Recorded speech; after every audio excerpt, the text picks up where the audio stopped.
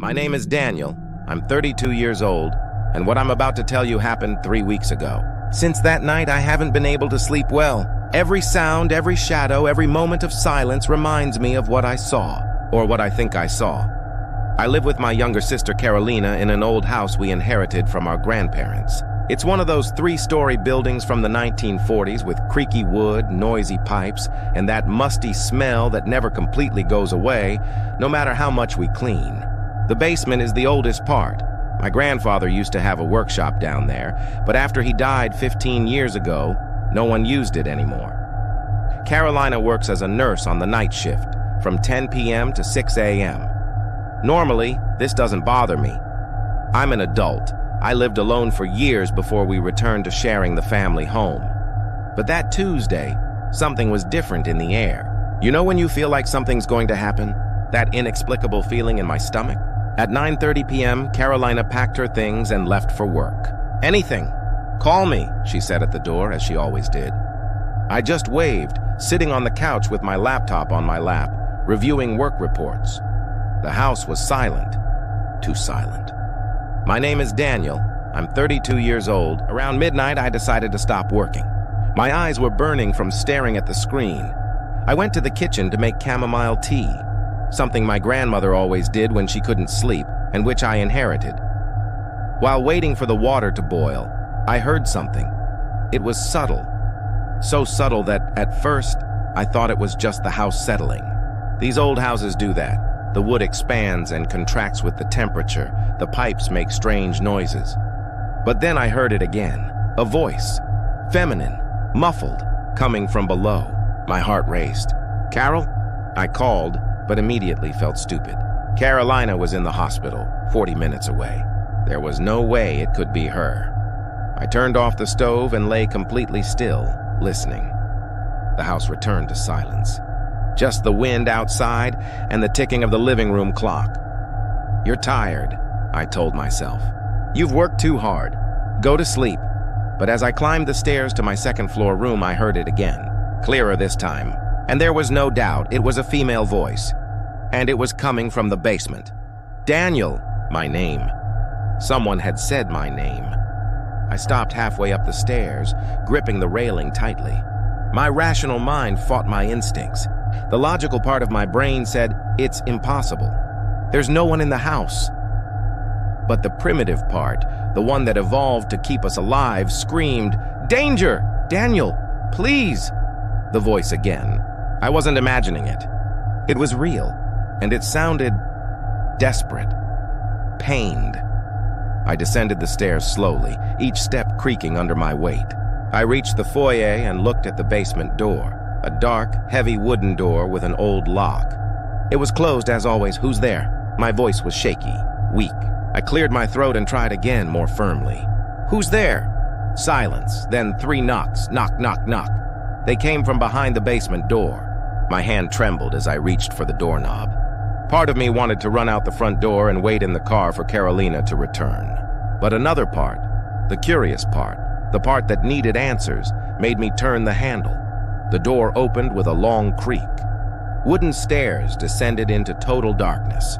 The light switch was at the top on the left. I pressed it. Click, click, click. Nothing. The light wouldn't come on. "Shit," I whispered. I pulled my phone from my pocket and turned on the flashlight. A dim beam of light cut through the darkness, revealing the dust-covered first steps. I began descending. Each step was agony. The wood groaned, threatening to crack under my weight. The air grew colder and damper with each step. That smell, musty earth, and something else. Something organic. Something rotten. When I reached the bottom, I swept the flashlight around. The basement was exactly as I remembered it from the last time I'd been down here years ago. My grandfather's old workbench against the wall, covered in rusty tools. Shelves lined with dusty glass jars containing nails and screws. Boxes stacked in the corners. "Is someone here?" My voice echoed off the stone walls. And then I saw her. In the far corner, where the light from my cell phone barely reached, was a figure, sitting on the floor. With her back to me, my blood ran cold. "Carol?" My voice was barely a whisper now. "Carolina, is that you?" The figure didn't move. I took a step forward. then another. My heart was pounding so hard I could hear it in my ears. "Carol?" The figure began to turn. Slowly, very slowly, and then I saw her face. It wasn't Carolina. It was my grandmother. My grandmother who had died 10 years ago. She wore the same floral dress she'd worn in the coffin. Her gray hair was disheveled, falling over her shoulders. Her skin was pale, almost translucent. But her eyes, my God, her eyes were alive. Fixed on me. "Daniel," she said, and it was the voice I'd heard. "You finally came." I dropped my cell phone. It clattered to the concrete floor, the lights swirling, creating dancing shadows on the walls. This isn't real. You're dead. You died." "I was at your funeral," she smiled. It wasn't a comforting smile, like the smiles I remembered from childhood. It was wrong, distorted. Death is relative, my dear. You should know that by now.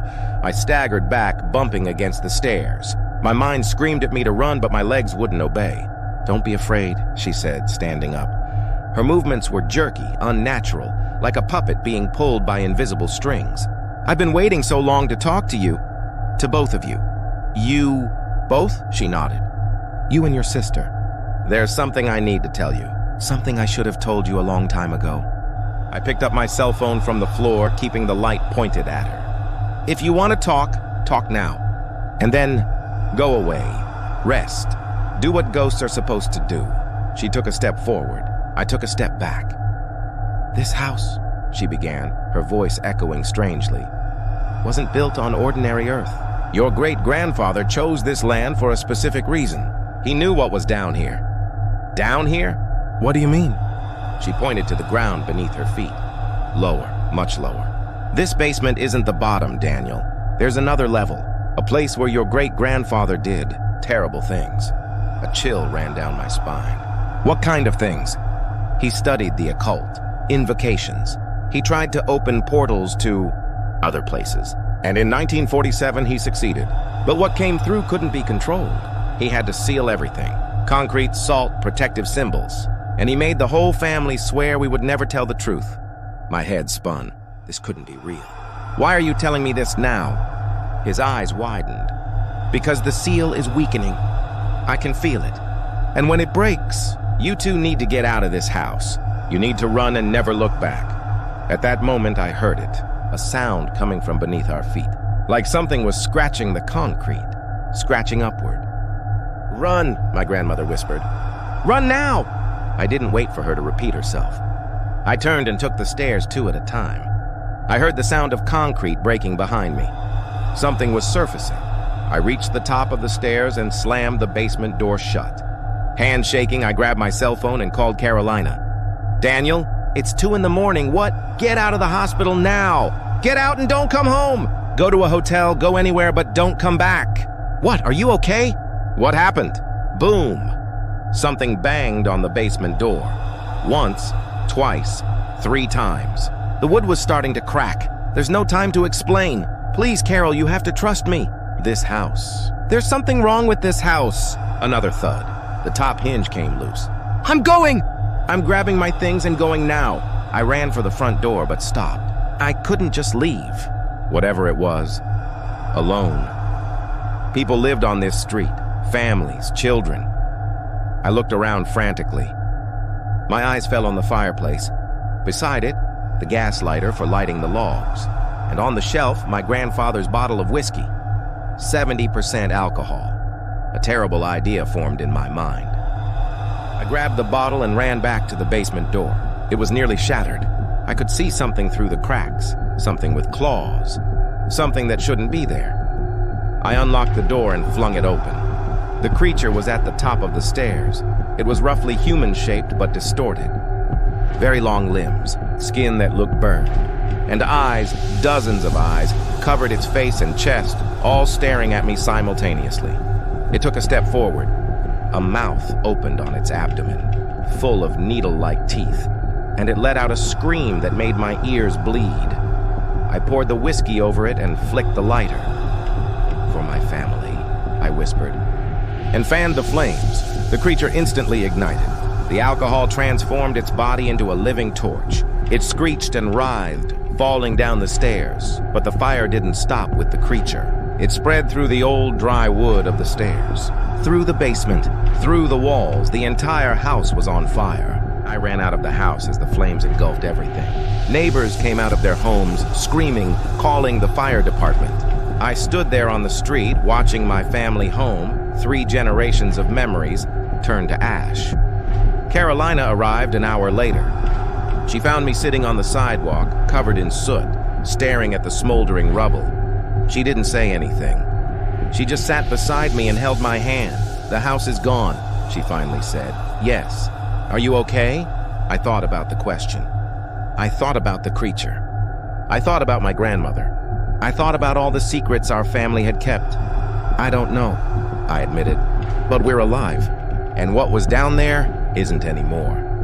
The firefighters later told us the fire started in the basement, probably old electrical wiring. An accident waiting to happen, we let them believe it. 3 weeks passed. Carolina and I rented a modern apartment on the other side of town. No basement, no history, just concrete, steel, and glass. We didn't talk about that night. We didn't talk about what I saw. There's a silent agreement between us. Some things are best left unsaid. But sometimes, late at night, when Carolina is at work and I'm alone in the apartment, I hear it. A voice. Familiar. Coming from somewhere far away. "Daniel." And every time I hear it, I check every door, every window, every lock, because now I know the truth. My grandmother was right about the seal. She was right about what was under the house, but she was wrong about one thing. Burning the house down didn't kill the creature. It just freed it. And now it's out there, somewhere in the city, searching for me, searching for Carolina, searching for anyone who carries our blood. Because what my great-grandfather summoned in 1947 wasn't a random demon. It was something much worse. It was something with memory. It was something with vengeance.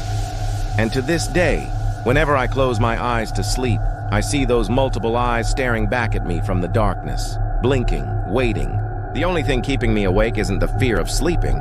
It's the fear of waking up and discovering that she's finally found me, that she's standing at the foot of my bed, watching always, watching. And when you're done listening to this story, when you turn off this video and go back to your normal life, do me a favor, check your basement. Check every dark corner of your house. Because if there's one thing I learned that night, it's that some houses hold secrets, and some secrets should never be discovered.